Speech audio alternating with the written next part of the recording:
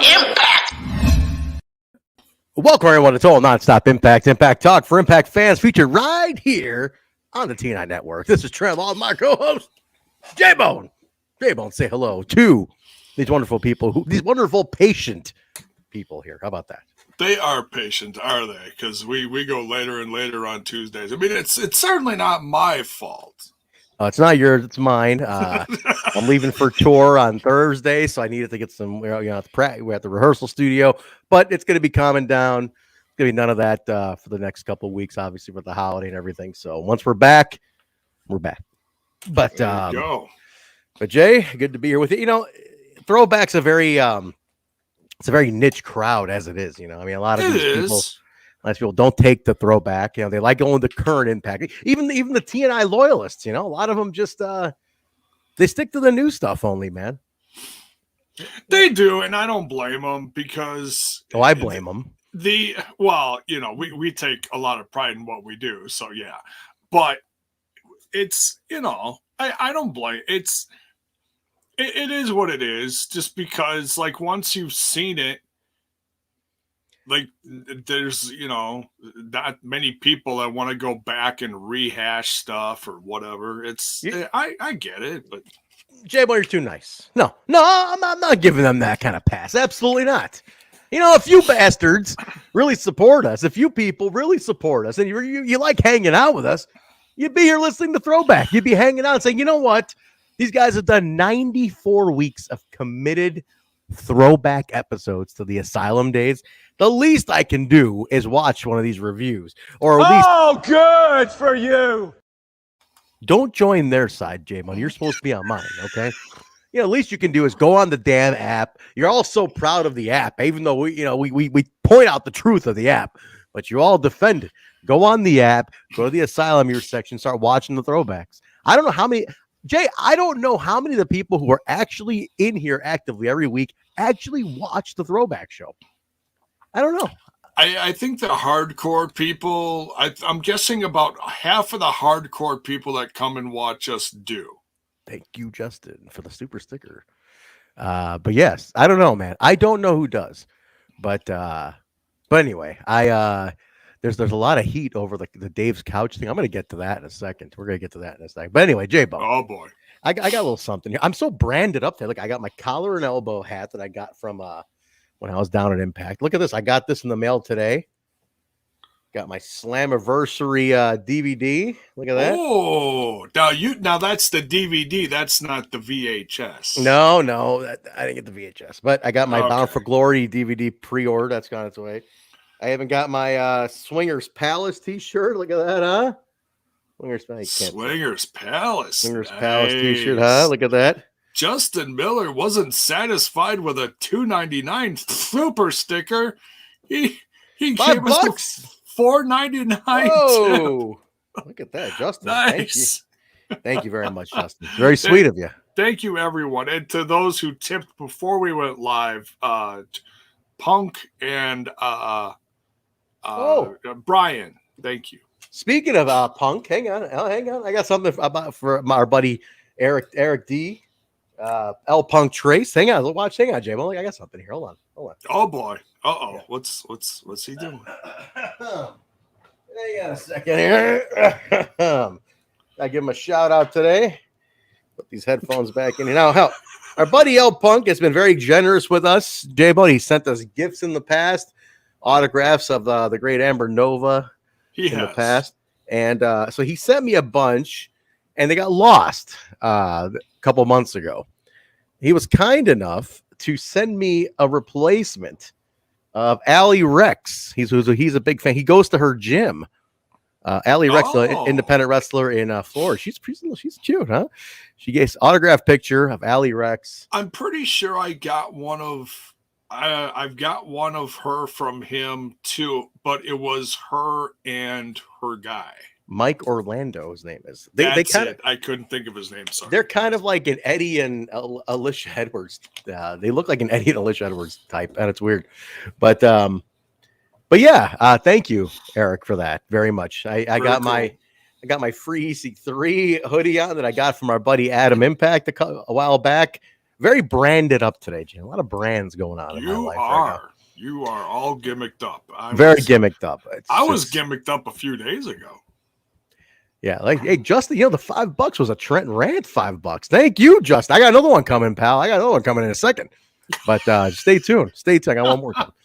J-Bo, anything else going on in your world, man? Everything good? The life good? Your son had a concert today, right? How did that go? That went great. He just, man, that band blows my mind. Yeah, it's really good. He plays trombone in the band, and they had like their winter show tonight. Great stuff. I had a tad. Look who's here! Whoa, shit! How the fuck are you here right now? Man, I've been fucking swamped, and so I fell asleep at 6 o'clock and missed dinner. And woke up at 11, and my wife was like, "Your dinner's over there if you want it." And I was like, "Oh man, I'm gonna go do a podcast." And she was like, "Are you serious?" And I was like, "Yeah." Like, I haven't been on in months. By the way, Mark, it's hashtag Mark's hot wife. Oh yes, said the dinner's over there. By the way, yes, yeah. Guys, can you guys? Okay, Mark's on throwback after a long time. Welcome, Mark. This is where you do the super stickers, guys. This is super sticker time. There we go. Mark, very throwback with that baby blue champion hoodie there, huh? Yeah, you like that? 1993 is up in this, man. That is sexy. I'm heading to your OG state where you used to live on Thursday. I'm playing a show in Grand Rapids. I got a gig in Grand Rapids. Nice. I saw that. I'll be in Grand Rapids just for a day. We're just doing a day. What is that? 3 hours from you? They're exactly 3 hours. 2:57 to the venue. From nice here. Short drive. Yeah, easy drive. We got a house out there. We got a Airbnb to stay at. Nice. That'll be like a mini vacation. Yeah, my old guitarist from many years ago lives in Lake Orion outside of Detroit. Yeah, he's gonna come down and join us for a song after 8 years of not being in the band. That's badass. Whoa. So that's what live music's all about, man. I'll be an emotional wreck on that one because he's one of my best friends, and it's going to be pretty trippy to look over and see him stage right again because that has not happened in a long time. That's cool, man. Yeah. What's in Lake Orion? Actually, my best friend's old roommate used to live in Lake Orion. I don't know. He's his wife is from there, and that's where he was from. Where was he from originally? I forgot where he was from. But he was, the same thing, like the suburbs of Detroit. Nobody's actually from the city, right? So, like, he was from the suburbs. Not anymore. Less than 600,000 people now. Wow, it's starting to bounce back a little bit, but yeah, it's not quite there. But he was from the suburbs, and his wife's from Lake Orion, so they moved back. Gotcha. When it was time to move back, it was time to move. They have kids now and everything. So yeah. This is the one night out. So that's a hell of a night out. Go play in a band, get on stage, see old friends. Like your old band, like playing in your old band for one night for a song. It's gonna be pretty interesting. So that'll be fun. But did you watch the episode today, right? I did. I've actually watched the last few. My intention has been to join you guys. Yeah. I've just been fucking exhausted and like I'm asleep by now typically, or like I haven't had the time to watch it. But no, man, I pieced it together yesterday and today, and I'm glad I picked this one. I don't know how it sounds like it's been really consistent, but this was a fucking great episode. This was cool, man. I'm excited to talk about this one. This one was cool. Yeah. Is your daughter's volleyball over? You're done? You're free? Yes. You're a free man now? No, Destination Imagination. It's a scholastic, like a academic decathlon type thing. And she's been with the same team for 6 years now. And they've placed state like the last 3 years, and they've never made it to nationals. So they are trying to keep it together for nationals. So that's going now. So the volleyball's over. They placed 4th overall in volleyball out of a district of 51 teams. 31 teams. Hey, that's still impressive. Decent. Yeah, very good. Pretty good. Very good. They want me to bell you, Mark. So there you go. Mayor want me to bell you. Mayor. It's so hard to remember to say Mayor's name the right way. Shit. I know. Well, let's jump in, man. Shall we get into this? Let's do this. Fuck yeah, let's do it. So Jay, I'm sorry, Jay. I hope I didn't cut. Did I cut you off when you're talking about the concert? You said I was just gonna bring up just a couple of really quick things. It's nothing major. I'm just a father too. Damn it! I'm kidding. Proud father, proud papa's on this show over here, man. No, I was just mentioning Eric's concert. I'm incredibly proud of him. He celebrated his 16th birthday today. Oh, today! Happy birthday! 16. Happy birthday! Oh my God, Wait, 16. I suppose the sweet 16 is more geared towards the female gender, right? It's I mean, can't. I don't see any reason that you couldn't have a sweet 16 for him. Who says? Yeah, Honestly, it's who says? 2021. Why not? Yeah. Who says? But I took him to Blizzard Brawl this past weekend. That was kind of like his birthday present, and he got to hang out with some gorgeous women of professional wrestling like Rebel, Gail Kim. You guys met the champ too, huh? You got to hold the belt. Yeah. Yeah, Moose. We even got a little exclusive for Moose. Oh, really? Oh yeah. Yeah, very cool. So I asked him because he was actually talking to me a lot about the podcast. He's like, yeah, and you guys did this, you guys did that, and then Trent came down and did the thing and Putting us over. Yeah. And even more than that later came from friend of the show, Daniel Spencer. I'll get to that. But I asked Rhodes after we got pictures taken with him, and I took care of the monies and all that kind of stuff. And I said, hey, between you and me, I said, what's up with your buddy W. Morrissey? I said, is he sticking around? Is he staying in Impact Wrestling? And Moose goes, oh yeah, he's staying. There you go. There's your exclusive. Nice. There it is, you only get that shit here, guys. He got it from the champ. No, Jay, I heard my buddy Nick, who was doing ringside photography for that show. He hits me up and he's like, I just realized, dude. He's like, he must have ran like 25 miles at night. He was just going around. I heard, 100 miles an hour. He was a lunatic. He was crazy. Lunatic. I heard he was like, dude, I just realized Moose didn't even wrestle. He just showed up for the meet and greet. Oh, really? Yeah. So I asked him about that. I'm like, I was really hoping you were going to be on the card tonight. He's like, yeah, me too. He's like, I can't. I got to take it easy before the big show coming up. He's like, my back's all fucked up. Oh, really? Oh, no. Yeah. Oh, he didn't give me any details or nothing. That's all he said. He said, my back's all fucked up. So there was a little exclusive part 2-ish.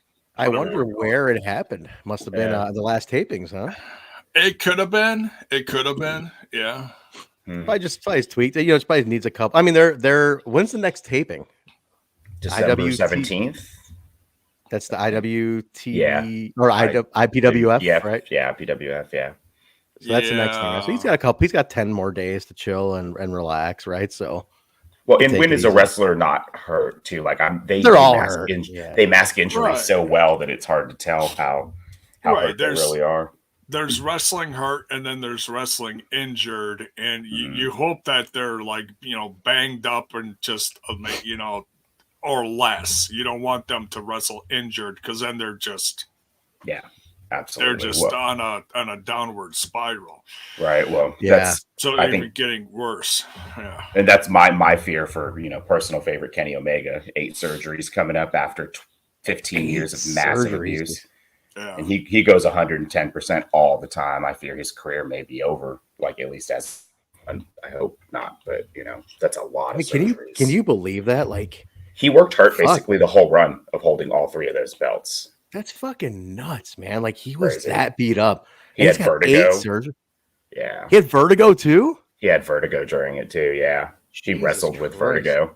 Yeah, I don't know how these guys do it, man. I don't either. And and 8 surgeries a year, you're not the same. I mean, he might be. No, I hope he is. I don't know. But he's 36. Yeah, he's 37. He's older. Yeah. He was at this for a while, man. Yeah. Kenny's been at this for a bit. So no matter what you think of the dude, like as a wrestling personality or like his gimmicks, he always gives you 110% if you're watching him on a show. Totally. Yeah. Oh, the guy from a performer standpoint, the guy is just an incredible performer. I mean, he has it. You know, he has what it takes to, and he's just an amazing performer. That's the bottom line. Yeah. So, no, I hope he's okay. Shit, man, that's crazy though. Yeah. But I didn't get a chance to hang out with the headliners, the EC3 and Titan, you know, Adam Shearer, formerly How did he look? Dude, he's freaking huge. Like I was sitting in the bleachers and he just towered over everyone. How did he look like in terms of in the ring? Was he rusty? No, he looked great. I mean, Braun Strowman was never one of those guys that he's not a best bout machine. Right. He's in there to plow people over and make a lot of noise. You know? Yeah. And that's what you want out of a guy like him. Like if you know, Andre the Giant, I want to see him ragdoll the shit out of someone. I don't want to see him do, you know, sentons and swantons and shit. No, this is a giant. This is a monster we're talking about. You know. I heard there was a huge missed opportunity. This is where I get on like Jake something's case about stuff, and Mark, you and I've talked about Jake extensively and stuff, but. I heard, and Nick told me he went up to Jake backstage and even asked him about this.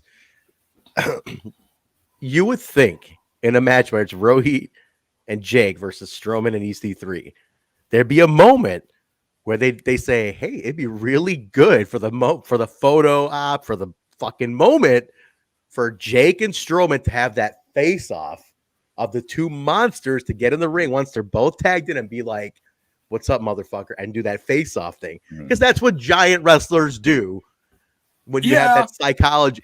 And they didn't fucking do it at all. Jake powdered out at one point and stayed on the outside. And then he took the pin. I was like, what the fuck? Like, how do you? And then Nick's like, I went up to Jake. He's like, no face-off? He's like, oh, I didn't think about it. I was like, how the fuck do you not? You'll never have that match again. Realistically, probably not. That might be the only one. Yeah. This dude's not doing a ton of matches. You know, I mean, Strowman. Yeah. Strowman had at least 5 or 6 inches on Jake. But you have to have that face off. But yeah, like, that's the moment, you know? Yeah. It was a great main event. You know, ton of energy. EC3 got his shit handed to him. I heard he looked amazing though. I got my EC3. Oh, dude, he is jacked. I heard he's so jacked. It's like ridiculous how jacked the man is. He is jacked on top of jacked on top of jacked. That whole crew, man, Strowman, Moose, they are all fucking shredded as hell. Unreal. Drake, Moose, they all like work out together. It's they're all fucking. But I got to hang out with Jake something and Rohit, you know, they put us over. I know that. Friends of the show. Well, yeah. It's I just wanted to let you know, Trent, that Rohit does send his sentiments. Well, what'd he say? As we were Trent. That's what he said. As we were posing for the picture, he goes, "Fuck off, Trent." And I'm like, I will. Let me just make a note. Pass it along. Wait, is Rohit going to make the drive to Grand Rapids? No, he's sagging us. I don't know. Probably not Thursday. Thursday's a rough day, man. It's only like an hour or so. Is it? It's only an hour? Hour and a half. Yeah. That is long on a Thursday, though. You're right. On a Thursday night. Thursday's a little rough. Yeah. Why a Thursday? I don't. It just came up. You know, opportunity was open. We were just like, you know what? We've never played Michigan, and we were like, you know what? It's the end of the year. We've never played Michigan. It never came up. We never pursued it either for some reason. Which you should have. Got a thriving music scene though. I know. Right there. I know. We just never, for some reason, looked into Michigan. Opportunity came up. And we're like, you know what? Fuck, let's just at the end of the year we have PTO to burn. Like, hell yeah, just do it, man. Like, we're not gonna get these opportunities. You're burning PTO at the beginning of next year. What are you talking about? Yeah, you're trying to burn through all this and then just get a head start. Oh yeah, But it's just like one of those things where it's like, just take the opportunity, man. Like, fuck it, whatever. So have fun, have a good time. That's awesome. So, worked out. So you're not going to be on the show Thursday night, then, is what you're saying? Thursday I will not be. I'll be playing a gig. But let's jump into this, boys. Let's get in here. Let's do it. Let's get it. All right, guys. We're jumping to throwback.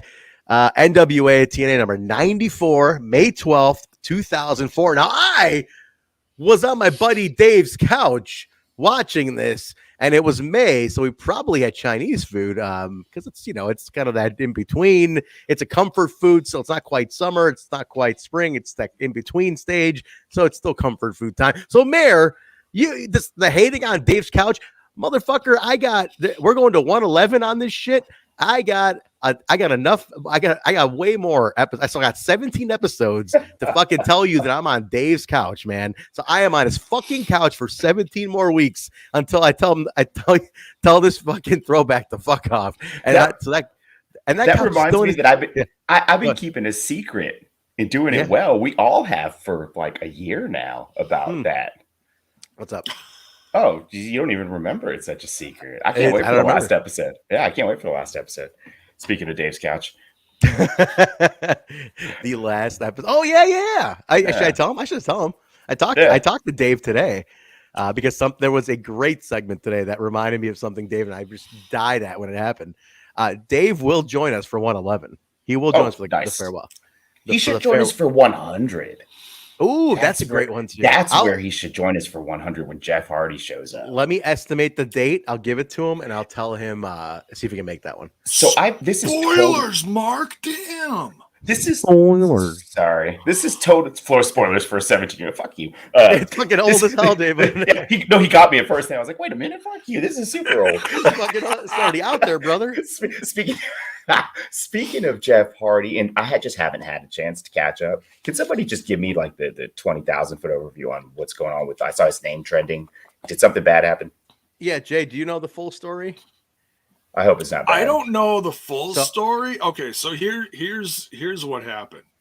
He was in it was some super show, house show thing.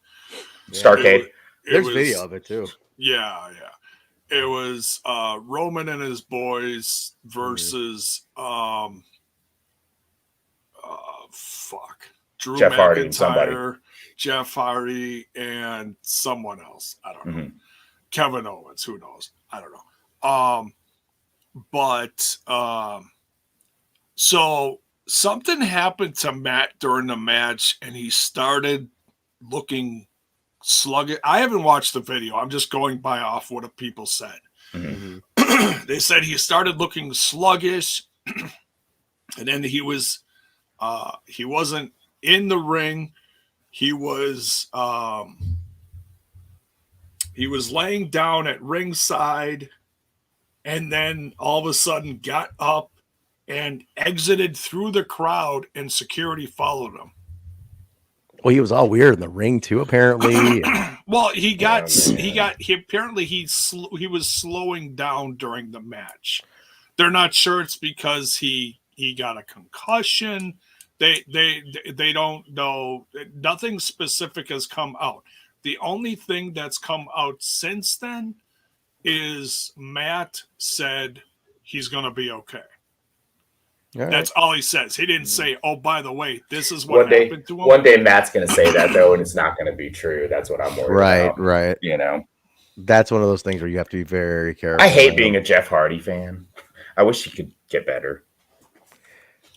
Well, but that's the thing is, it's like we always assume, like, and I'm assuming you're right. He did something beforehand. Yeah. He got fucked up during the match, and we shouldn't do that. Yeah, you're right. I mean, it's easy to guess that, but we shouldn't do that. We should hope that it's just like a concussion. He biffed, but the weird thing is leaving during the match through the crowd, security following him. Yeah, that's the weird part. Like, okay, why didn't he? I mean, something happened for sure here. You know what I mean? Why didn't he just duck down, throw up an X or something? I don't know. Yeah, that was just weird. Okay, well, thanks for the heads up. I might dig more into that tomorrow or something. Just curious what happened. Yeah, it's a little weird, man. So the video's out there if you want to look at it, but I don't know. Yeah. So, like I said, if you want to check it out, but hey, listen, best to him. He's a nice guy. I'm weird on. I have a weird spot for. I love that Jeff kind of Hardy, stuff. man. Yeah, he's a real nice guy. I don't agree with the drunk driving and the Well, impaired me neither. driving. That's an area that I'm very sensitive to. That's the part where I have issue with him. But he was a very nice guy. Hopefully, I just think, to be honest, at this stage, if this business can do this to you, and if this at this stage, if this is perpetuating this for him, like, dude, you have enough money. You've made your career. You're 40 some of your. Just get the just go, man. Like, he's my you age. can leave. Yeah, you can leave, Right. dude. Like, Your body's beat up. He's gonna be here next weekend doing his concert with his band. Yeah, I just found this out. man.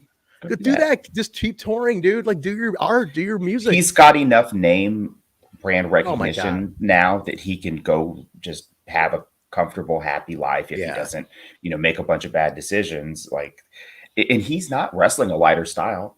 He's still jumping off shit and doing crazy shit. Like, man, fucking lunatic, dude. Yeah. But anyway, let's get in here. So I was on Dave's couch. Mark, I know where I was. Oh shit! All right, where are we at? I was in Michigan for my best friend's birthday, which is May 12th, but also we had a high school graduation that we attended that year. So that week I was in Michigan. So it was like a boys weekend? No, with my wife. Oh, the why? Oh, you were married. Okay, you were together at this time. Okay. Oh, dude, I've been with my wife since the 90s. Get out of here. No Oh, he did tell me this. 99. November 1st, 99 is when we officially got together. We've been friends 99. Longer. Yeah. No kidding, man. Yeah. Crazy long. Fucking forever. Man, these two, huh? For 20 plus years of that. That's a lot of that. A lot of that, man. 2 kids have that too. Oh, yeah. J-Bone, May 12th, 04. What kind of shit were you into? I don't know what I was doing, but I can tell you what falls on May 12th. That would have been my parents' wedding anniversary. So we'll just say we were out to eat someplace celebrating their wedding anniversary. Good job, J-Bone. Very nice. Good job, J-Bone. Good man. Good boy. Good boy. Good son. Knew exactly where he was. I love it. I like it. I guess that's a guess, but at least I know what falls on that date. Yes. So it's kind of... Did you pay, J-Bone? Would you have paid for that? No. I like how quick that answer was. Hell. You're nothing but a selfish prick. That's it. All right, let's jump in, boys. This is a good one.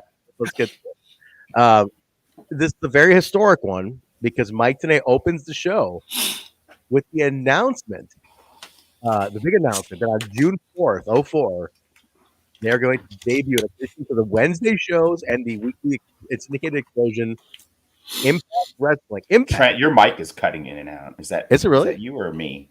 I don't know. Jay, am I okay? Now it sounds good. I think you. It's fine. Yeah, every once in a while, it just doesn't. Oh, okay. Yeah. So today opens up announcing that Impact Wrestling, the weekly show that is running to this day, is debuting June 4th, 04 on Fox Sports Net. This is a very historic moment of the Jay. I was gonna tell you, I'm like, man, make TNA the banner today because it was Yeah. I also put him. I did a TNA love post today, which blew up online. Oh yeah, dude! It did. I was in such a TNA mode today, but this is historic, man, because this is when they announced Fox, and they went, and I knew there was overlap. I didn't realize it was 3 months of overlap because we were talking 2 weeks earlier. I thought it was a couple of weeks. I didn't remember that it's 3 months of Wednesday pay-per-view to Friday Universal overlap. That's crazy. The Fox Sports deal only lasted 1 year. They were canceled after 1 year. But the thing was with them, they were sold as an after school on a Friday special. And that's what it was. It was like, hey, after school kids, get home and watch it on Friday. And they had every match was no longer than 10 minutes. It was a 1 hour show. It was a very interesting concept, but they were hot matches, man. They were fucking fun. Oh, dude, it was the best. That's when I became a fan. Oh, they were fun, man. And that's when I've never seen it. That stuff, that 1 year is worth watching. There's some really cool shit that happens that year, man. Is it even available on the app that year? Yes. That stuff is, yeah. The what's missing on the app is 2010 to 15. Okay. So which I don't know why.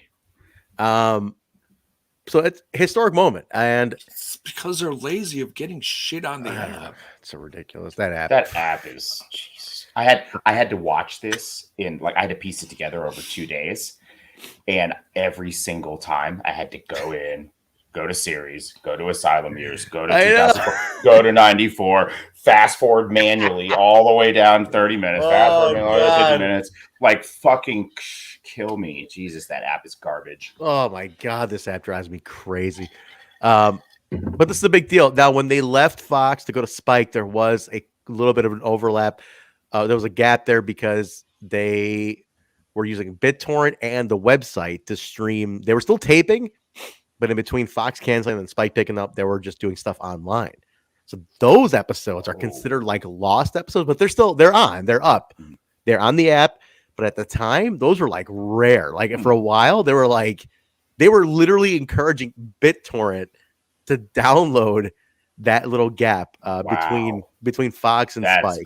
Crazy. And they had a real player on the website at the time playing the episode. What the hell? This is 04, man. Yeah, There's a real player, you know. Crazy. And I didn't even have a computer then. Yeah. I mean, I was still coding my MySpace at that point. Yeah, me too. I would go on Friday. Just like, I wasn't watching it with Dave because it was just on computers. I'd be like, I remember watching it at home, just going onto the website and there's the real player and watch the hour or 45 minutes or whatever it was and watch it that way until they got onto Spike. That's wild. Different era, man. Different era, man. That's how old Impact is. Like, shout out to fucking Impact for being around for 20 years next year. Like, other than up north, are there other wrestling programs that have made it this long? No. Nobody else ever. 20 years. Well, let's put it in perspective. ECW was a 7-year run. 7. Yep. Right. Well, not all of it with TV. Right. WCW at least had 10 years of TV. WCW under the Turner regime, under the WCW under Turner ownership was 89 to 2001. So 12 years. 12 years. Prior, obviously, it was Crockett, but it was local. I mean, it wasn't national. I'm sorry. They had TBS for a bit. They had TBS for a while, but it wasn't. They also had ESPN2 or whatever it was, like one of the back channels of ESPN. Yeah, but on this level, yeah. Impact. It's only Impact is the only other company to ever do it. Isn't that remarkable? That's remarkable. Rarefied air. And let's not forget, if they hadn't voluntarily ended Explosion, you could add Explosion to that list too. Not on TV, but it's a concurrent running program over a long 17 years or whatever Explosion was. Yeah. I think it's a tragedy that Explosion isn't on the app. And you have guys who are made men now, like veterans now who had John Moxley. Who had their rookie match on Explosion. Right. Who, the fans would clip that shit and put that on Twitter and be like, what the fuck? Like, I see all the time where you have these AEW fans who are like, wait a minute, Lance Archer was an Impact? Like this episode, yeah. Like, wait, fucking Lance Archer was a TNA tag team? What the fuck? I didn't know. These kids. I didn't know that. This generation doesn't. These are kids now. These kids don't.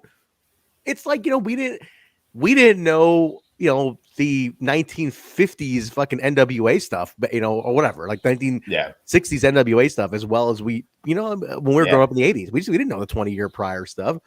That's what these kids now are. The AEW fans, they don't know much of the. I mean, and they have more availability to it, but it's remarkable to me, man. So I think just stop being so fucking lazy with the app. Like, put shit out. God damn it, man. Like. Kevin Martin showed me the tapes. I saw the fucking tapes. He showed me the fucking tapes. I saw the fucking tapes. They're there. They just need to scrap this app. Just scrap the app. Dead. Or get it all on YouTube. Get it all on YouTube or something. If that's the route you're gonna go, get it all on YouTube. Son of a bitch, man. It's just unbelievable. Anyway, big announcement to open the show. After the intro, they cut to Pat Kenny, Irish Pat Kenny, who Truck loves the name Irish Pat Kenny. But the context of it is he's a huge Notre Dame fan. That's his thing. And he's an Irishman, which I loved last week. But they're like, well, you dirty Irishman. You're drunk Irishman. And like pouring beer on him and painting him green. The racial stereotypes in these episodes sometimes are just holy smokes. They're fucking. It's so fucking. It was even worse in this one. Oh my god. Oh no! I think last week was ridiculous. They're literally like, "You're not drunk enough, you dirty, smelly Irishman," and they're like pouring neon green paint on him, like, "Hey, you leprechaun, Irish Pat Kenny, you Irish bug." I was like, "What the fuck?" He's warming up, and TNA says that he told Russo he's challenged the NYCs tonight, so he's getting all warmed up for that. Opening match is Kid Kash and James Storm. This is so random. They note that in between last week and this week that Kid Kash was bitten by a brown recluse spider, and he has a spider wound, and he's wrestling with a horrible spider wound. And then what does Don say about the spider? It's like something about like, I feel sorry for the spider. Yeah. Like, dude, this is the most country ass Tennessee injury in wrestling I've ever seen. Bitten by a brown recluse. Did he have a wrap on him or something? Yeah, he had a bandage on. Yeah. It was the worst rap job. I mean, it was like a cut up t-shirt. I've been watching my wrestling God. like all my life, and the classic rap job is you see someone come out, oh, they've got messed up ribs, so you get the classic wrap around the midsection, and halfway through the match, whoever it is, the heel rips off the wrap, whips it around, whips the other guy with it, throws it in the crowd, blows his nose in it, whatever. Well, finally, like halfway through the match, Yeah. Kid Kash takes this. This is like the worst looking tape job. I mean, this looks like his 3-year-old kid, like, ripped his diaper off, stuck it on his shoulder. That's what his shoulder looked like. That's how bad this rap job was. Bad. But then once he took that off, there was a Band-Aid underneath his armpit. So I don't know if there was like actually like that's where the bite was. And they're like, well, let's just wrap up your shoulder. And there was like a rib or something. I don't know. It's so random. It was just so weird. It just looked so horrible. I just like that's not a commentary wrap. talking about it. Commentary. Yeah, they were having a blast with it. Oh my God, were they going off on this? I thought the match told a good story because they've been building it for like 2 weeks. So it was a good back and forth. Like just a good, well-paced match. I love both these guys. I think they're both good at what they do. Dallas comes out to distract at one point. Kash gets the pipe in his hand, tries using it. Storm hits a super kick, gets the win. And then there's a post-match beatdown until Storm gets the pipe to kind of regain control a bit. D'Lo randomly comes out here and starts making the save. And then even like, why that was. Yeah, then like, well, did you catch this prior? Kash did D'Lo's frog splash right before D'Lo comes out. And then D'Lo comes out. It's almost like he's like, you can't do that move. Like he just runs out there. And then like, oh no, I didn't notice that. Yeah. And then like Don alludes to like, well, him and Apollo have been teaming for a while. I'm like, did you guys just not want Apollo anymore? You want to just shift this over? And then like Chris Harris comes out, makes the save, and then out of nowhere, Dusty Rhodes just walks out. Just comes out here. Just slowly comes out, does the wiggle, gets the huge pop. But I'm like, and they're like, he's gonna be in Chris's corner tonight. I'm like, well, nobody announced this at all like last week. My theory was that he literally just called like Jeff and was like, hey, I'm gonna be in town. The American Dream's gonna be in town in Nashville, Tennessee. And I was wondering if they can get a booking on a calendar at the NWA-TNA. Like, I think it's literally how that went. That's exactly what I was thinking too. And Jeff's like, yeah, come on in. You know? Yeah. Hey, man, what are you going to do? Say no to the American Dream being on your wrestling television show? Fuck no. No, they still pop for it. Well, not so much this episode. Well, you're going to put his ass in a bunkhouse brawl. That's what you're going to do with the American Dream. Did I ever tell you a great story? Every time he's on there, that's all they put him in now. Did I ever tell you this great story I heard about Dusty in, I want to say, Georgia? And Bill Barons, I think, was running a show at like the Paramount Hotel or something, like some ballroom. Bill Barons, who was the agent for a lot of teams. You guys remember Bill Barons? He was on all those TNA shows. He was an agent for a lot of those guys from NWA Wildside. He brought AJ and all those guys in. And apparently Dusty was just in town and he like showed up backstage. He was like hanging out, watching everything, right? And he's watching the show, and it was like I want to say I forgot who was in the ring. I want to say it was Rude and somebody else. I just forgot who the other guy. I forgot what the match was, and like Dusty's like watching the match. Like he's not booked. He was in town in Atlanta. He's watching through the curtain. And he's like, he asking Bill, like, how are these two kids? And they're like, oh, they're pretty good. They're pretty solid, you know? And he's like, give me a minute. And he walks out to the ring, improv. And he's like, which one's, he goes, which one's the heel?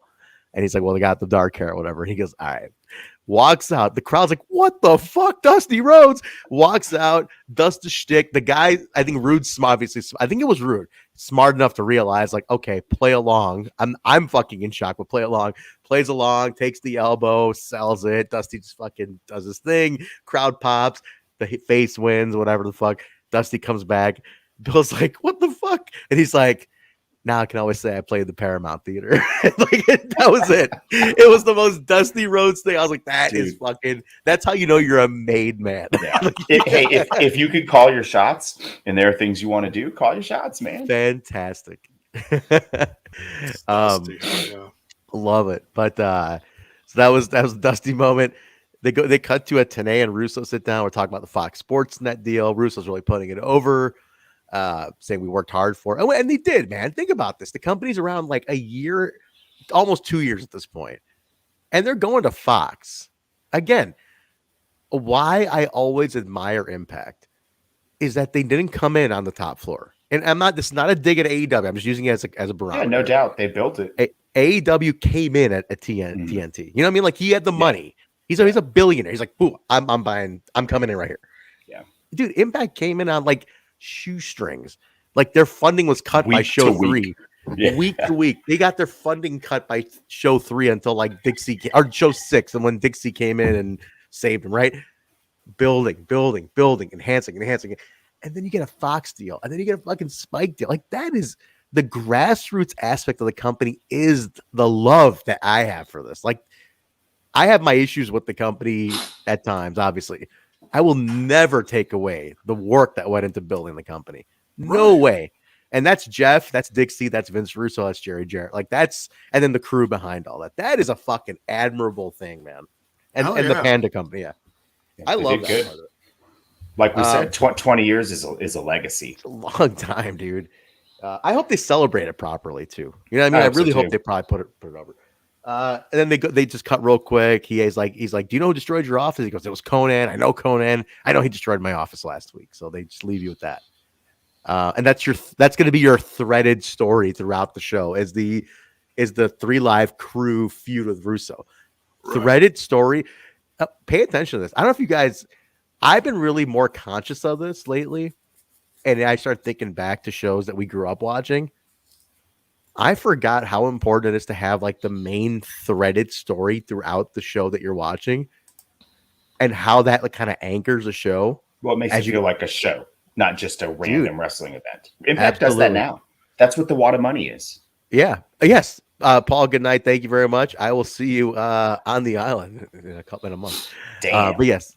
But yeah, dude. I'm like, man, I hope I can afford to heat my porridge up next month. Get out of here. Dude.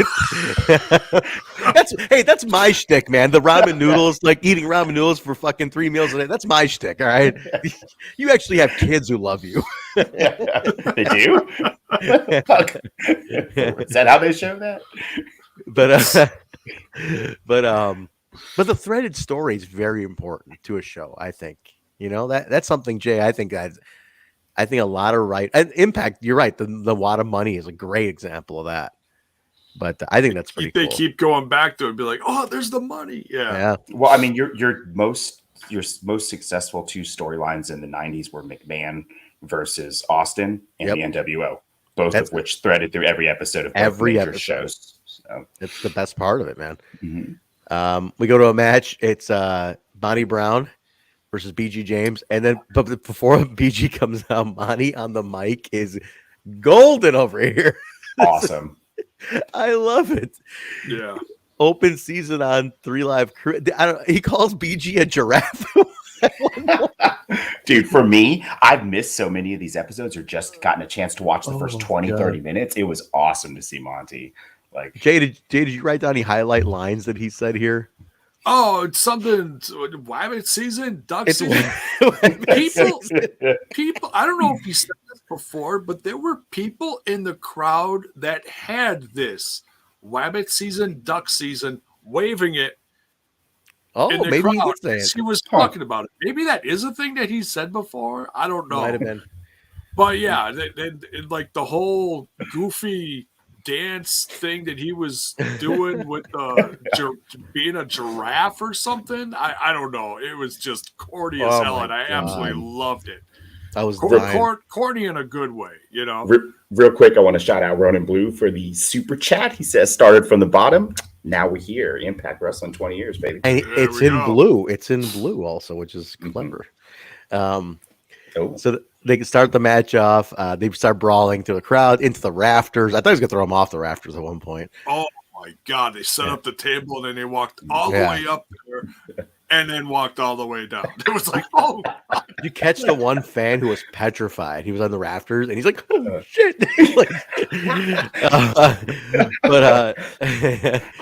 They get back to the ring. Monty hits the pounce, and then this is where TNA really starts selling. He's still undefeated. He's never been. I'm like, oh shit! They never really emphasized that before. He tries to beat down 3 Live Crew, or tries to beat him BG down afterwards. 3 Live Crew makes a save. So this is their little feud. Another shot of Pat Kenny running up and down stairs, waiting on the NYC. And then we go to an earlier today. This segment. This is what I texted Dave, and we were, because when this happened, we were fucking dying for weeks after this. So earlier today, Don West is in the park with Desire and Sonny and the kids.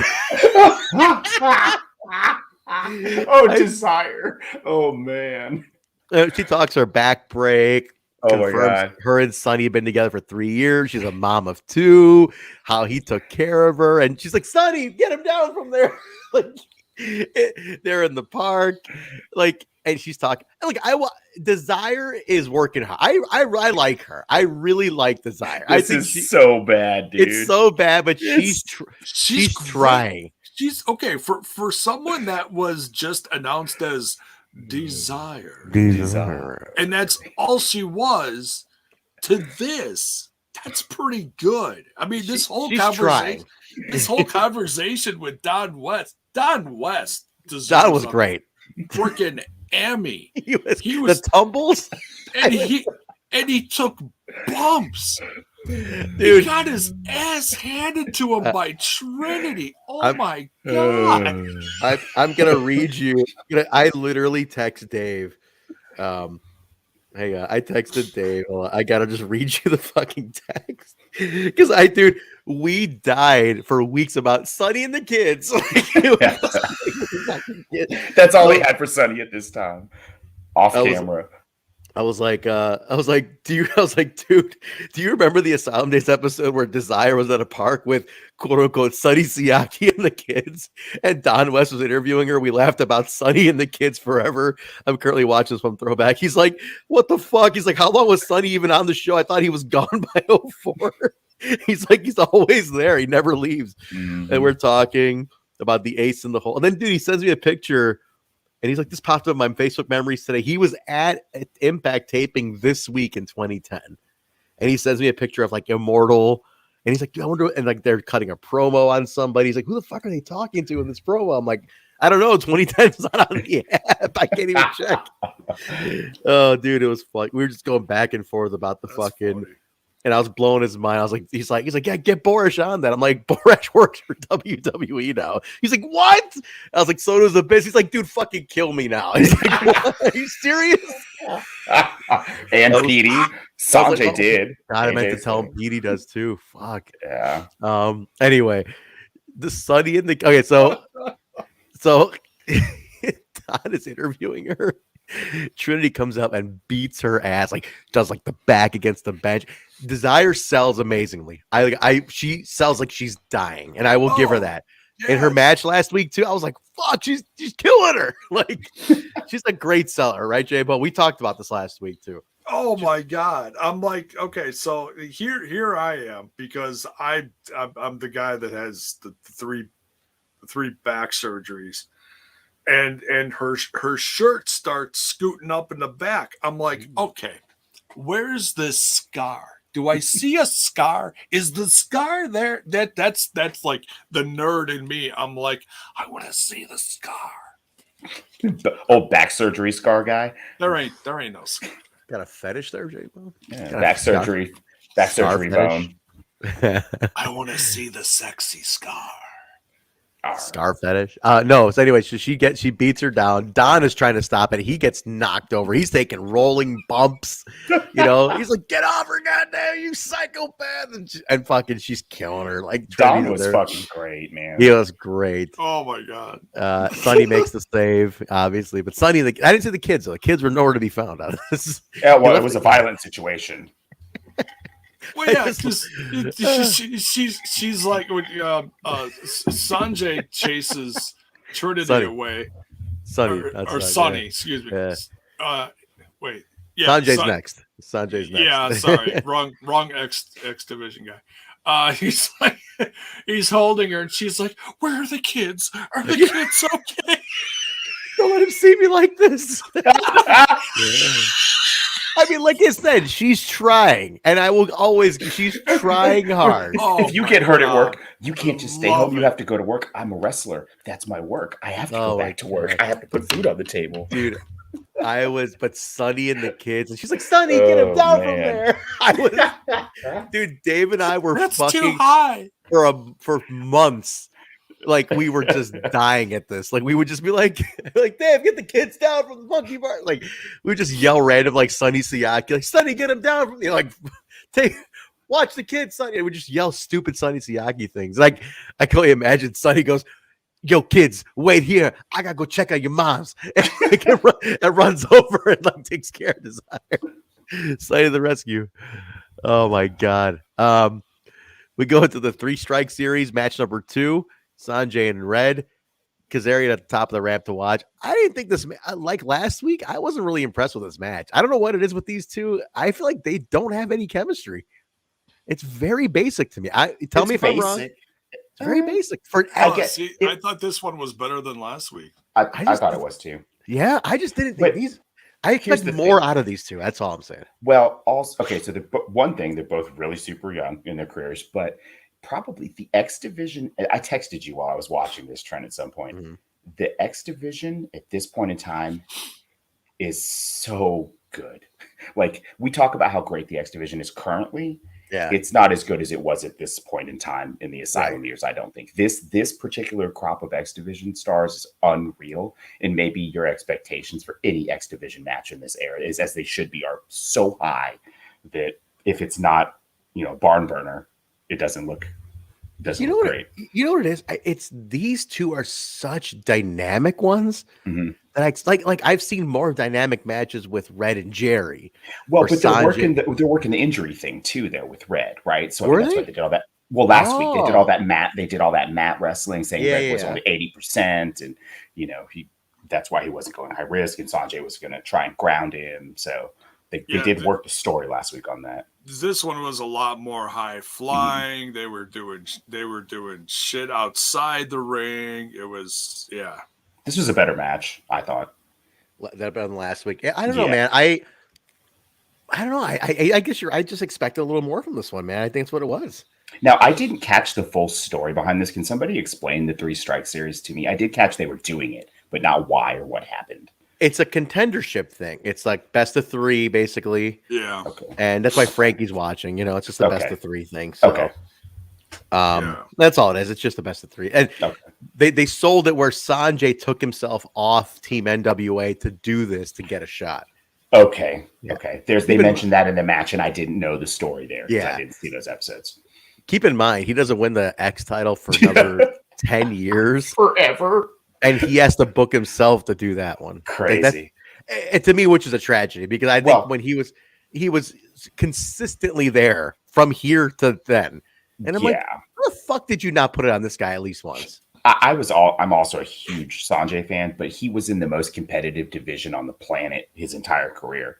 That's Yeah. probably how. I mean, that couldn't happen, right, in another division. Because you're right. How did they not? But look at the level of talent around him the whole fucking time. Oh yeah. He did win it in India when they did the tour in India. That's cool. Oh, yeah. Which is cool, you know. I mean, that gets to do it there. I mean, it makes sense.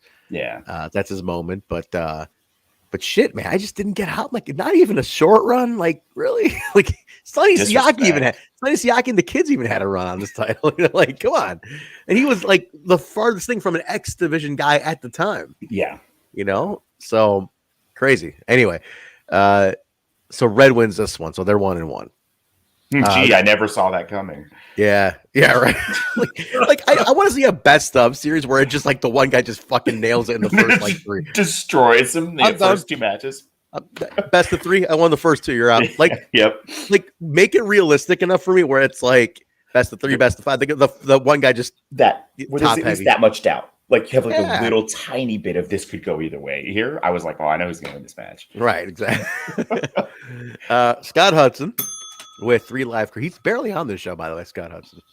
He's not on this one a lot. Well, he gets mentioned a lot, but they go to the segments and he's practically off camera. Right, so right. Yeah. We got this guy again. Not much. He's with 3 live crew in their dressing room. BG's got a knee injury. Killings is pissed that Harris is getting the title shot, not him. And then Conan's bitching. They're basically holding Russo responsible. It's like BG's like, oh, my knee, yeah, and Killings is like, this is all Vince Russo's fault. And you hear BG going, it's not really, Vince didn't do anything or something. Vince didn't do this. And he's like, you know whose fault this is? Goddamn Vince Russo. And then Cohen's like, yeah, Vince Russo. And you literally, if you listen for BG, he's like, he didn't hurt my knee. He's like, he didn't really do any of this. And like, he's the only sober one in the room. It's so funny. So yeah. All right. Michael Shane with Traci versus Shane Douglas.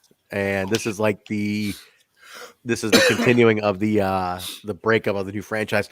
Was this billed as a paddle match or a leather strap match? Yeah, it was. Okay. It was Corporal Punishment Match. Yes. Okay, I totally missed where they announced. So they did this match like 20 episodes ago as well, with the 4 straps, one on each. It was Raven and Sin, maybe. I think. Yeah. Okay. During the New Church stuff, yeah, they did the same match with different name. Yeah. Okay. Yeah. It was a long match though. Am I crazy? This one go fucking long. It was long. I liked it personally. I did too. I did too. Good. I thought it was a good match. No, that's all I was going to say. I don't have any specifics to it. I like a good old fashioned gimmick match that's done well. Shane Douglas, we've covered, fantastic storyteller in the ring. This is the kind of match I want to see him in, where there's a big story around it, and then you throw the gimmick in and kind of let him get creative. I liked this whole thing. It was a little bit long in the tooth, maybe. It was long. My favorite thing, Jay, about Shane Douglas that he does is he knows exactly the right moment to like slow it a match down and give that look where he like will kind of look at the audience or look at his opponent like, what the fuck, you know, like kind of get like pace out for a second and kind of give that like shock look, or like look at the valet. Like he knows when to like give the audience the breathing time to like absorb what's going on. And this match had a lot of that. I think I caught a lot of those moments where I'm like, I got to soak this one in and really feel this match. And that's what I liked about it. Years of television experience. Absolutely. I'm gonna have to go back and actually watch this one, because this is when I accidentally took a power nap during this match and woke up at the end. You know what? I get it. Michael Shane sends me into power nap mode too. Matt Bentley, Michael Shane. I don't give a fuck what you call him. It was just one of those things where just I don't know what it was. It was just I was just sitting here. I got cozy and out. I feel you. Mark, you should have sold that into saying like that's exactly when I fell asleep too earlier today. Well, no, really, like I just want to know what Loki thought about this match, because his opinions on Michael Shane I always find to be quite interesting. Like on Michael Shane matches. Loki, can we get just a quick comment on this match from Loki? Michael Shane has the personality of a carton of milk.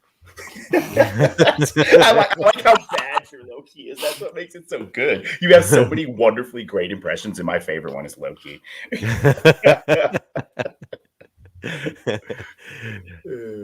If anyone's wondering, Loki's in Japan at this point at the Asylum. I believe he's a world champion right now, isn't he? Is he a W's champion? House of Glory. Oh, yeah, he is. Champion. I think he's their champion. He is. You know, Master P owns half that company? Mm-hmm. Yeah, he bought it like the year before the pandemic, and they just relaunched. I tell you what, man, they got some really great talent in House of Glory. They put on some good, fun shows, too. Like, I know the old owner, Brian Baez, I'm buddies with him. We were just kind of promoter talk and kind of shit. And they have a good vision, man. Like, the Master P thing, he's turning into like a rock concert. It's a concert. Like, he's kind of going with that approach. It's an interesting thing, and they got money. I like it. They don't run monthly though. I don't think they run monthly. No, I don't. They build up. They build up to bigger events, which I think that's where the indies are going now. We're running only 9 next year. AEW is only running 9 out of 12. How many did you run this year? For comparison's sake, A lot. Yeah, we ran 18. Yeah, so double. Dear God. Including the live tapings, we ran 18. That's a lot, dude. In a fucking in a fucking partial year that it still was. It's fucking crazy. You guys played catch up quick. Right. So we're cutting to. I'm like, dude. October had 6. 4 shows. October had 4 alone. I'm like, I'm like, we are exhausting the audience at this point. You know what I mean? Like, that's asking a lot. And like, when the guys are like, well, we're giving them like Josh and fucking all these guys and Hammerstone. And I'm like, yeah, but dude, they're fucking tired, man. Yeah.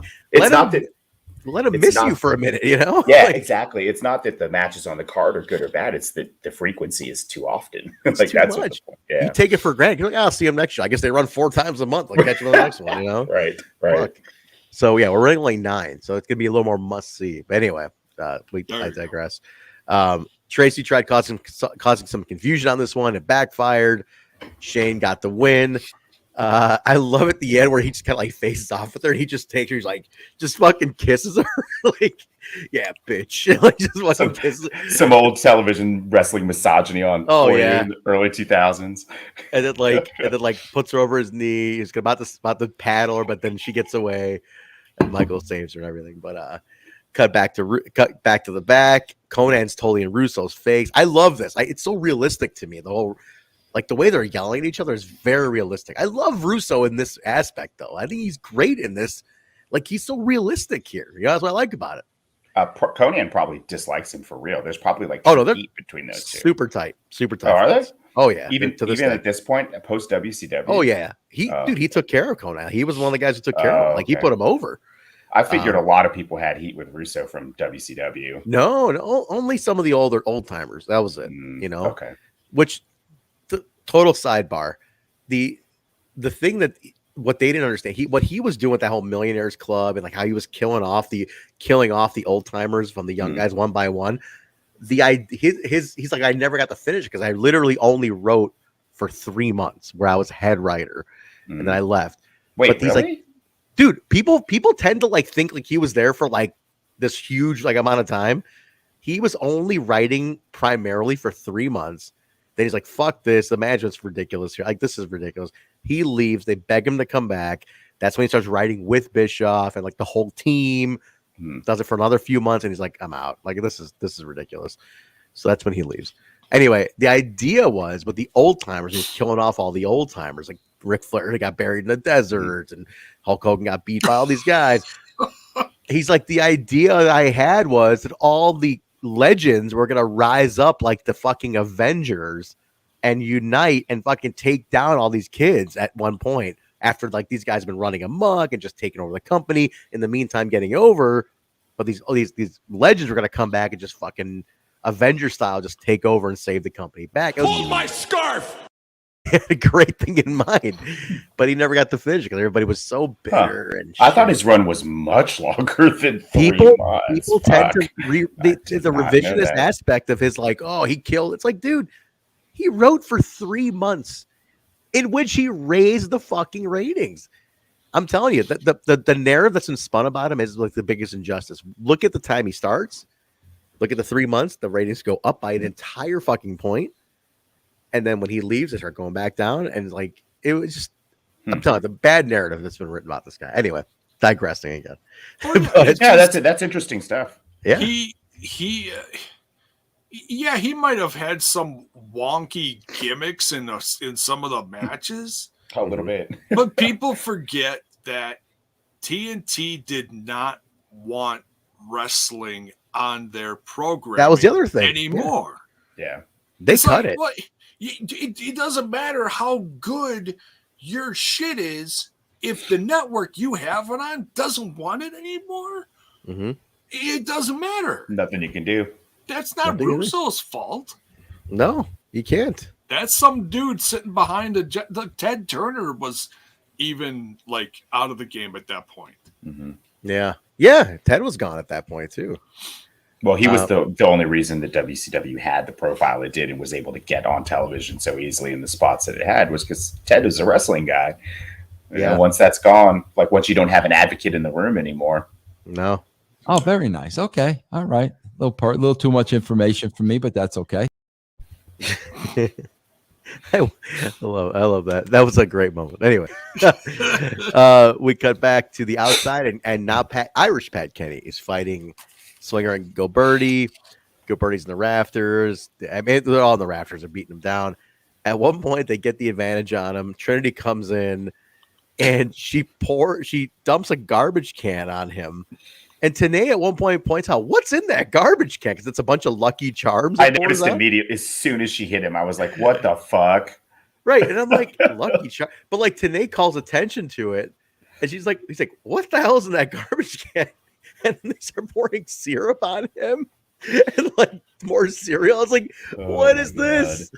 I'm like, what is going on here? Like this is bad. It's not tar and feather. It's syrup and Lucky Charms. It's so weird. I was like, here's the thing.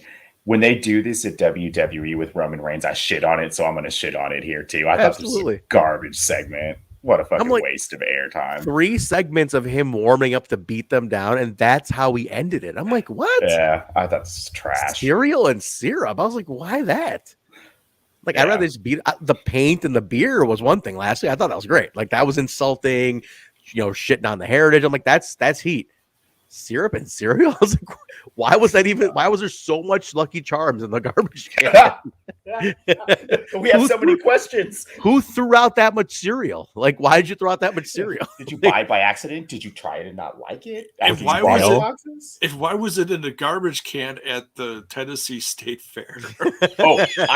I have a PSA related to cereal for everyone, especially those of you. I love cereal. Same. So I'm a huge Cheerios fan. The Oat Crunch. Plain? Oh, Oat Crunch, yeah. Dude, that shit is crack. So it's literally the only reason I'm still alive through the pandemic is Oat Crunch. They released almond recently, and my sex fell right out. Yeah. But anyways, if you are a General Mills fan, all of their products are going up 20% across the board January 1st. Yeah. So stock the fuck up on any General Mills shit you use this month. Are you serious? Dead serious. That's why I buy the bags of Multi-Meal ripoffs. Dude, there's only one Oat Crunch. And until they turn it into heroin form injectable, I have to buy it from General Mills. So, dude, I'm telling you, my uncle, before he passed, he was a General Mills stockholder for years. And every holiday, he'd get this huge box. And it was all the upcoming products for the following year, a sample of all of them. What? And I was like, what? Just for being a stock. Everyone's a stockholder. Yeah. I mean, you could buy stock. Yeah, he was. He maybe he had a certain amount, that got him that perk. That's awesome. And it was a huge. And he wouldn't. He was he was a widower, so he wouldn't have to use all of it. His wife. He was just to him. He would literally bring it over, and this is General Mills. So, like for the kids, like for me and my sister, it was snack time. We were like, "Yeah, we'll take the fucking brownie mix and the new cereal." And we go nuts, dude. But like, he would get this crazy box. It was gigantic, full of shit from General Mills. That rules. Unreal. Nice. I would love that right now, especially since everything's going up 20% across the board next year at January 1st. Go figure. Last year, I work for Kraft. Last year, we got a big old care package of a bunch of food because we're a food company. This year, we didn't get shit. I haven't got anything. Christmas coming. Last year, we got a blanket. I didn't get fucking dick this year. Not giving us anything this year. I was like, you should tell them to kiss her ass. You know why? They're at the let them eat cake stage. Fuck these Yeah. motherfuckers. Seriously, dude. I was like, what? I was like, you're a food company. You know you have some boxes of mac and cheese sitting around, motherfucker. Like, you can't get that over to me? Come on. I didn't get anything this year. Dude, last year, hook this up, dude. I got this big old basket, fucking all this stovetop and gravy and fucking this and mac and cheese. I was like, this is great. And this year I didn't get shit. Got a coal in my stocking. I was like, what happened? Fuck the man. Fuck Kraft. Fucking hey, man. I was so bummed out, dude. I was like, what happened here? All right, so we go. Okay, this is Truck's favorite segment of the show right now. Oh, dude. Is this the Goldie segment? Goldilocks. Dude, this was so good. Goldilocks is in back going crazy. And she's blaming Russo. Everybody's blaming Russo for hiring Watts back. And how about how he's ruined her life, money. She's talked to lawyers. It's a complete, like, this segment is fucking bananas. This was the best Goldie promo ever. Go, talk about this. I just fucking loved it. I loved her energy and her anger. I didn't even know what's really, I don't know the backstory here because I've missed so much. Oh. All I do is that Watts is back apparently, and Goldie's still fucking hot over it. And it was just an impassioned promo, man. This was good stuff, but I don't know the full story around it. Basically, Jay, what was it? A couple weeks ago, like, she blamed him for stealing a bunch of her money and like dumping her, but then he said no, she stole his money or something. So it's basically some vacuous high level. Oh yeah. Well, Oh yeah. Even before that, so weeks before that, she would come on, and each week she'd be a different character. She was going through a personality crisis. Like she was I a Latina. She Yeah, was Tasha like, Steele one week. I saw some of that. She was the Boricua badass or whatever. Yeah. So this one, if you blink, you miss it. But she starts naming off all these names. She's like, oh, I was talking to so-and-so. I was talking to, I forget what names she gave. Oh my God. These three ladies. And then all of a sudden it clicked because someone on commentary said something about the names of the ladies. It's like, oh, wait, the names of the ladies, that's her personalities from the last several weeks is the ladies she's been talking to. It's like, oh, she's really fucked today. Oh, I didn't catch that. I didn't catch that. Okay. Yeah. So they're going somewhere deeper with this thing with Goldie. Yeah. Then. And then at the end, she's like, oh yeah, I got something for you. And then all of a sudden, Abyss, like you don't even realize he's back there, and all of a sudden he just comes out of nowhere and does this whole like around her, and it's like, whoa, where did he come from? It's like it's great, it's great. I love it. Yeah, the Beauty and the Beast thing's really cool. That's where the tie-in is. It's the whole Beauty and the Beast thing, and I think that's interesting. The Beauty and the Beast aspect of the whole thing, and that's where you're kind of getting. Oh, but then you put that song in my head; it doesn't match. Beauty Tale. and the Beast. It's a tale as old as time, J-Bone. Yeah. What a heavy episode. There's still like 5 segments to go here. Holy Jesus, shit. I know we're at an hour and 15. I'm all tired. We'll knock it out. We'll knock it out. No, that's all right, man. Hey, I don't us- get to be on often. It took us 20 minutes to get into it. I know. Well, and then I showed up and was like, "Hey, everybody!" We get the World X Cup preview. Then we have a match. It's Team Canada. It's a tag match. It's Rude and PD versus Team Mexico, which ends up being Abismo Negro and Hector Garza. Mexico apparently changed from Aguila to Heavy Metal to Abismo, but nobody gave Borash the heads up on this. But the way TNA and West covered it was absolute brilliance, which is why I made that tweet today. Hilarious. Like, but the way they covered it, they were like, like, this is the brilliance of Mike TNA. He says, looks like, he goes, Team Mexico making a strategic move here, changing looks like they changed twice. Nobody gave Borash the heads up on the last change. But you know what? It's that last minute psychological advantage that they're going for against Team Canada. You never know who's going to show up.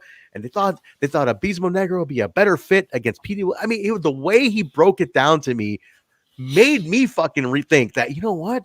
That I bet that Armando Quintero is back there thinking, man, Abismo, you're going to be better against PD than you are Heavy Metal. So, let's get you in there. Not in reality, it's probably like, fucking Heavy Metal and Aguila probably didn't get on their plane or couldn't get their visa. Right. But the way that TNA made it sounds like they're strategizing and it makes a lot of sense. And I was like, what a fucking artist this guy is. The cover-ups he's had to do is just I love Mike. Especially in this era. This is just total God. madcap mayhem the whole It is. time. Good way to put it. Madcap mayhem. I'm just blaming it on La Parka. Oh God. Blame the parka for everything.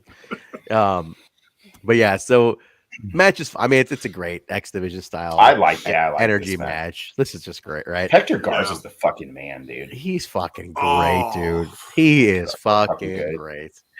Telling you, man, that's why I fucking love Andrade so much. He reminds me of Hector Garza, dude. I gotta watch more. If you're telling me by the way, I heard was Andrade was with Charlotte Flair, right? Yes. I heard they split up. That's right. Yes. Apparently so. Yeah. That's true. Wow. No shit. So. Huh? Yeah. Anyway, That's because Taya Conti is half her age and twice as hot. Oh shit. No kidding. Whoa. I have seen that penis. Wow. wait, what? For real? Is that what's going on? Is that what happened? Andrade no, that's just me being sassy. Whoa. Fat asses. Yo, Ty Conti, that's like almost Kira Hogan level fat asses. I got a buddy who's obsessed with her, man. He keeps hitting me. I was like, when are you gonna book her at AEW? I'm like, I don't know, man. Look, we have fucking Ruby Riott coming. You want to come see her? Jesus Christ. She does Warrior. Warrior books her. Go see Warrior. Go see her at Warrior. She wasn't that Ty. They didn't have her. Ty Conti? Yeah, she did a match at like. Get out of here. They had her? Right when she came out of NXT, like right when she signed at AEW. She's a former NXT person? I didn't know that. She is, yeah. Yep. Oh, they didn't do shit with her. She was there the same time Deanna was. It was like right around the same time. Yeah. No Santana gets her, Santana Garrett, Deanna, like that whole class right there. No kidding. Okay. Demore's out there with the match is great, and it's just a great X Division style type, you know. Bobby Roode. Yeah. Real quick. Yeah. Bobby Roode's hair is fucking baller. I'm laughing through this whole match, and it's really interesting to see Bobby Roode here. He's super green. He's got like the creative. I told you, he's got the creative wrestler like moveset, very basic. You can tell he's like thinking as he's doing moves, and it's like, wow, it's weird to see Bobby Roode that fucking fresh. Crazy that he turns into one of the best like workers in the generation. Yeah. He comes so far from like, if you've never seen his early years, like this is wild to see him as like basically jobber level stuff. It's like tell people, I'm like, guys, support if there's an independent wrestler who's hooks you in any which way, you know, who just kind of like attracts you in any sort of way where you can see potential, whatever, like get into it. Honestly, like support, because that could be the Bobby Roode, you know, that could be the next star. You never know, man. Roode was green as shit here, but he ends up being one of the best of our time. Like that's crazy to me. And that's why there's stuff that we giggle about, we laugh about it. Some of the shit is corny and it ain't that great, but it's one of the best parts for me is going back and watching, you know, the beginning of, you know, Petey, Bobby Roode, Eric Young, a young Coach Scott D'Amore, just sassy as hell. You know, coming out there, waving the flag, getting in the mic. Oh, my God. Young AG Styles. All this stuff just blows my mind, you know? And it reminds me why I love this brand when it hit TV, you know, shortly thereafter. Well, like last week, another first Destroyer.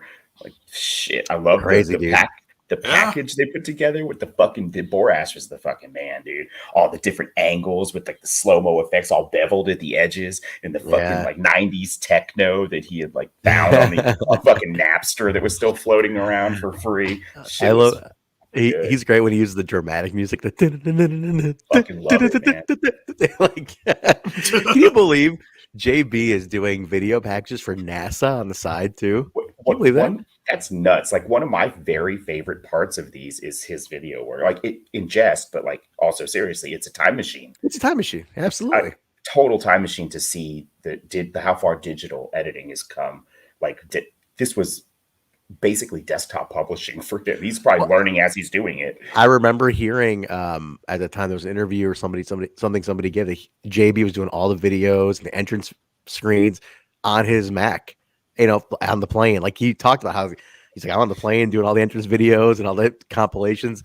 And one time I saw him at a Resistance Pro show, which is Billy Corgan's first promotion in Chicago. And JB was there like scouting out or something. Man, was it Resistance Pro? It might have been early. No, it was, or before Resistance Pro. And I was at somewhere indie show, like early on. And I saw JB, met him, whatever, said hello, big TNA fan, all that. And at one point, he was scouting. At one point, he's in the corner, and a fucking iMac is, or his laptop's open, and he's doing like a video, like he was fucking editing like somebody's entrance video. I was like, this guy is, dude, JB, full credit. I will never dog Jeremy Borash for how much he put into the company. It's just crazy that they all ended up in the WWE, but you know, such is life. I mean, you move on, and they're still the big dog, whether anyone likes it or not. They're still the big paycheck. brand. Paycheck speaks, man. These guys all, you know, get married, you got kids coming. You're like, fuck, double my income, you know? Yeah, exactly. You walk into work and you're like, this is horrible. but it pays the bills, you know? Yeah, seriously, Well, man. Shit, he just got he's either engaged or married to someone like half his age. She's absolutely drop dead gorgeous, and I'm like, he had holy this. shit. I remember for a long time, JB had a British girlfriend, and she was in line. He was like, this dude was on a plane every fucking weekend. And he would like double it up by doing like promote. A big reason Impact had the big presence in the UK at the time is that JB would be on site like every week in the UK because like he would double it up, like visiting girlfriend, and then he'd do a bunch of fucking promo while he's out there. Yeah, why not? The guy, and I'm not sure if Bison was watching back then, but I'm gonna ask him, like, do you remember JB like literally all over media at the time, wrestling media, sports, like. A huge presence. That's why they were doing all the fucking Wembley shows were big and all that shit. Like, Talk dude, about JB was out there a long-term lot. payoff. Dude, it worked Long-term. out, man. Full credit to JB, man. Oh, dude, watching the UK tours are like the best live shows. My God. Oh my God. In terms of crowd, like the energy there for the brand is unreal. To this day, shout out to the UK fans. Hell yeah. They deserve a tour when this shit's over. We can actually go and do stuff. God, they do. Absolutely. Fuck, they doesn't need a tour. So D'Amore hits Abysmal with the hockey stick, and then Canada gets the winning. Rude pins Abysmal, I believe. Jerry Lynn comes out, confronts D'Amore. It's kind of a little bit of a melee. Lynn gets on the mic, and he says to D'Amore, "Yeah, you're hiding behind your men." He's like, "You know what? I want 5 minutes with your chubby butt." And like he's like, "Next week, if..." And then he's like, "Well," D'Amore says, "Next week, if you can beat Bobby Roode, you can have 5 minutes with me. But if Roode wins, you have to step down from Team NWA." And then Jerry says, "You're on." So that's going to be interesting.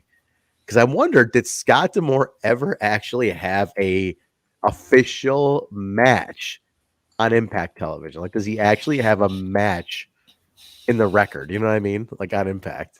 Maybe. And I don't know. I don't know if he does. Cage match. Somebody check cage match. I'm going to check. I'm checking it right now. I got him pulled up. There you go. He wrestled with, his last match was like with Josh Alexander and the Good Brothers. That's right. So he did wrestle a match. Rhino defeated Bobby Roode and Scott D'Amore in 06 in TNA. Okay. And let's see, he wrestled Dusty Rhodes in 04. He wrestled Chase and Rance. In Orlando, that's fucking, everybody knows Chase and Rance. That's a story and a half. And the match with Jerry does happen. It's an official match. Wow. So we've got that to look forward to. That's weird. They got it listed as June 23rd though. So I don't know if it doesn't happen for a while. Interesting. Well, clearly, yeah. Unless that's wrong. I don't know. They haven't listed for 103. Oh, Hakeem's saying it happens at number 100.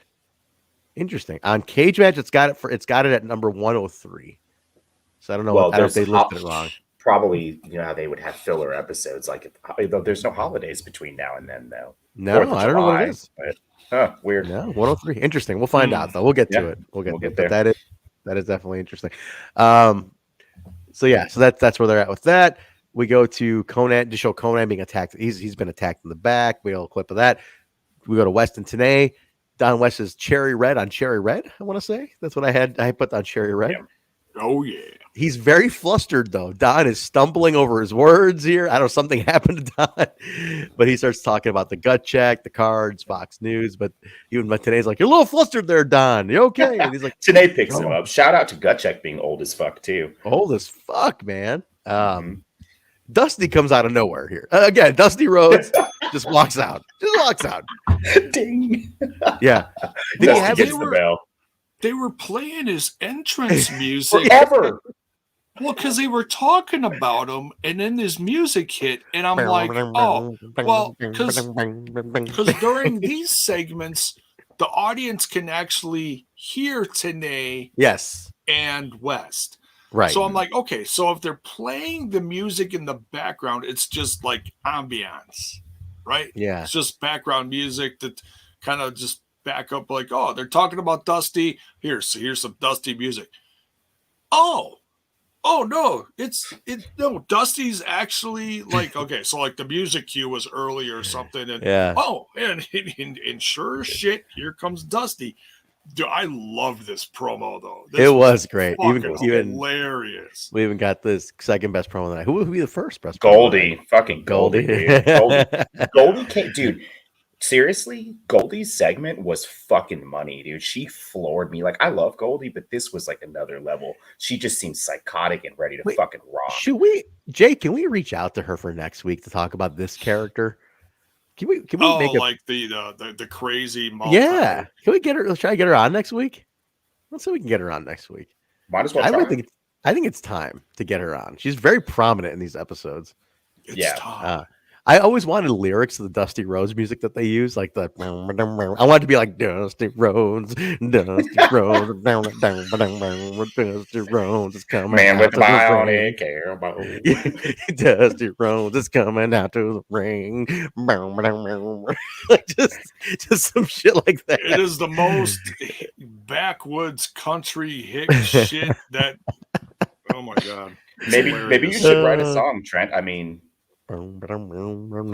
you could always resurrect that and add lyrics. I did want to shift into country eventually once I get too old to sing about war and Satan and blood and all that stuff. You're never too old to sing about Satan. Hush your mouth. That's true. I'm only I'll 40. be singing about Satan till I'm fucking dead. I mean, Satan probably does some country shit. I mean, Maybe. Oh yeah, Buck Satan and the 666 shooters. Hell yeah. Devil went down to Georgia, man. Mhm. He's hyping Fox Sports, and then he takes off his. just fucked his cousin. That's enough out of you. Sorry. He takes off his boots. He's not wearing socks, which I thought was very strange. No socks on with boots. Ugh. He does not have socks on. I was like, why do you not have socks on? Why are you not wearing socks with these boots?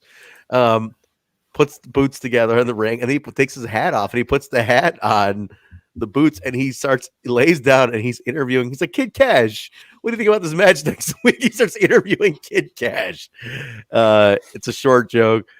And then they kind of just like cut the segment a little bit abruptly, but it was just kind of like a jokey type of thing, and that was it. I almost feel like it was I almost feel like Danae and West didn't know this was happening.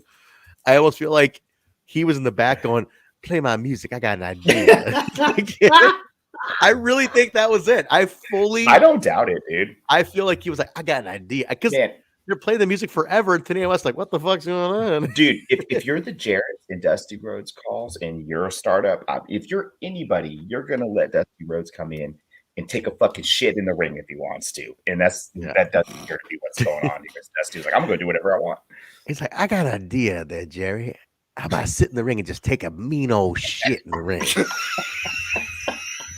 And then we have Kid Kash do a frog splash. And then I put it 1, 2, 3. I guarantee you it's gonna be like a sellout.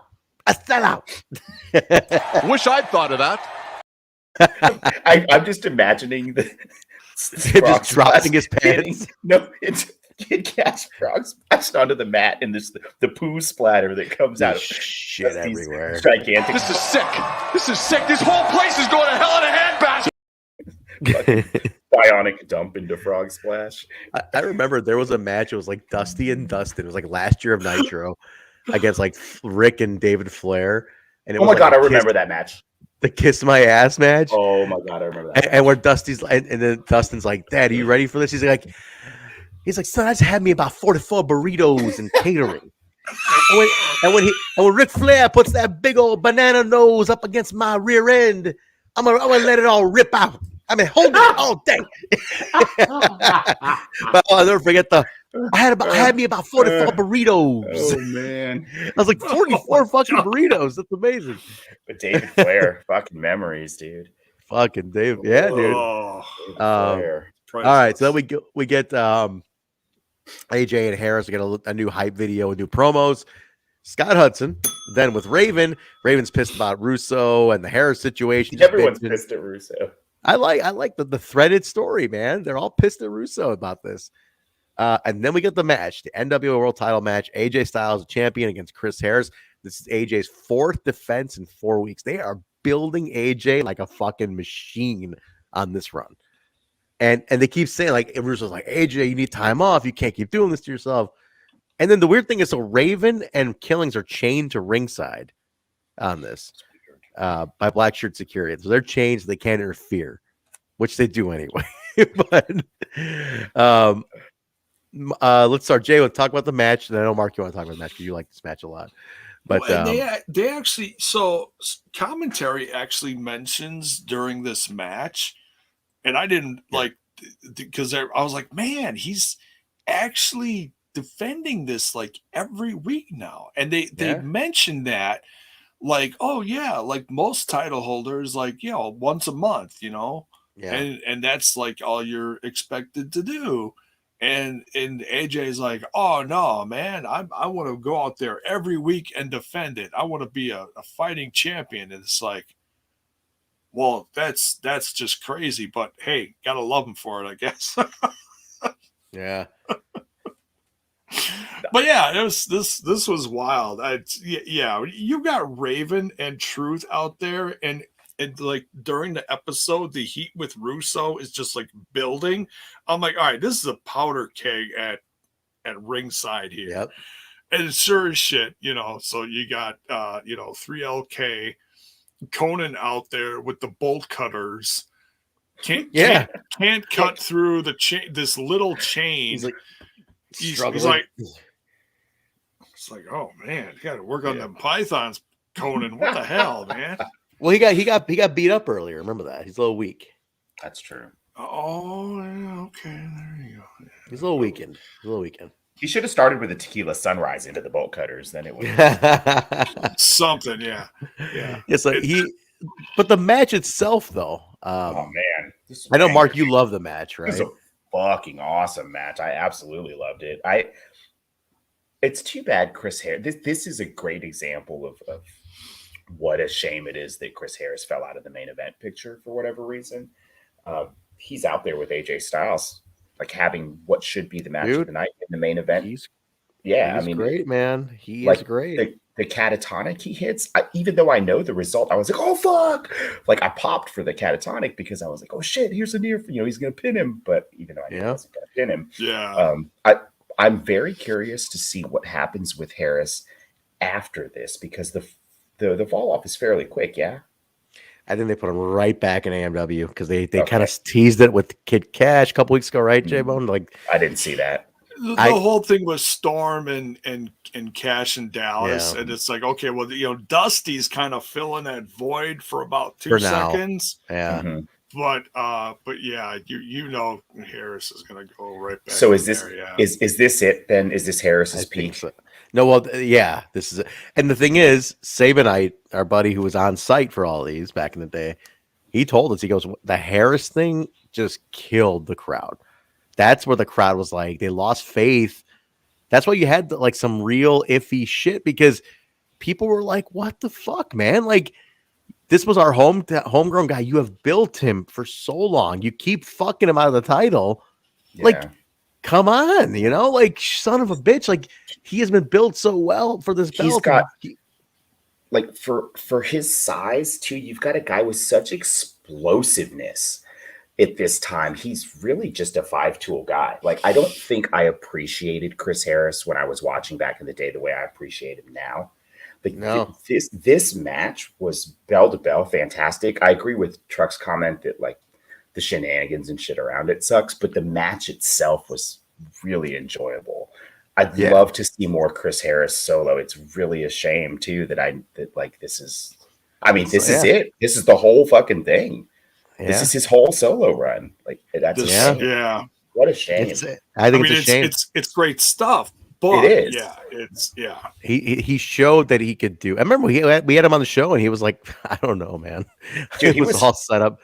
He looked every bit AJ Styles equal in that ring, which absolutely, because the guy had it, dude. He really did. And I mean, we're talking AJ. If you can look beat for beat with Styles in the ring, and you don't look like he's working harder than you, you've got it. The guy had it, dude. You look at that tail of the tape before the match. On paper, Harris should have beat him. Absolutely, dude. Absolutely. What a fucking missed. Well, God, we've talked about missed opportunities and impact ad nauseum. This is definitely. I wouldn't put this at Raven level, but I would put it up there. Like it's a missed opportunity because you built him so well. That's the problem. It's like you built him. It was believable to me. It was viable. I'm in. I'm all in on him on this. If you put the belt on him today, at that point, I'm like, I'm in. I believe it. I'm sold on Chris Harris as a champion here. Yeah, I absolutely would have been sold on Harris as champion at this point. 100%. Total. He was great, man. But anyway, so they. Everybody there's the shenanigans involved. Conan comes. I mean, the black shirts remove Conan and Ron Killings at one point once they get free because they're all fucking around. Right. The match is a great story. The match is fantastic. Raven gets free to attack AJ, but then Sabu comes and attacks Raven, which they set their feud up. They brawl out, taking Raven out of the main event scene. Yeah, and then after all that, then they're finally back to the one-on-one. And it's like, all right, shenanigans is done. Yeah. This is how they're going to finish the match. Nope. Kid Kash, here's your tie back to the tag team thing. Kid Kash comes in, hits Harris with the pipe. AJ gets the win. Styles, what did AJ finish with here? Fucking lariat, right? Lariat. Yeah, because he finishes with a fucking like a roaring airball style lariat. You get the pipe into Harris, he stumbles into the lariat, and that was it. So weird, like a discus lariat finish from Styles. Fucking crazy. Raven chairs AJ, knocks all the heels and faces just pour in chaos. I love this part. They're brawling. Russo's on the mic. He's like, "Hey, everybody, like, what the hell's going on?" He's like, all right. I've had enough of this." He's like, "Ron Harris, Ron Killings, you want a shot?" He's like, "Chris Harris, you want another shot at the title?" Raven, another shot. He's like, "All right. Everybody next week gets a shot at the title. Now go ahead and kill each other." And then he just leaves. Then they all fucking brawl. The only one he doesn't mention, though, is in the fourth corner that he doesn't mention is D'Lo Brown.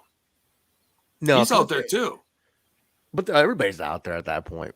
But because it's the four corners. He points to the three corners. The only one he doesn't point to is right behind him is D'Lo.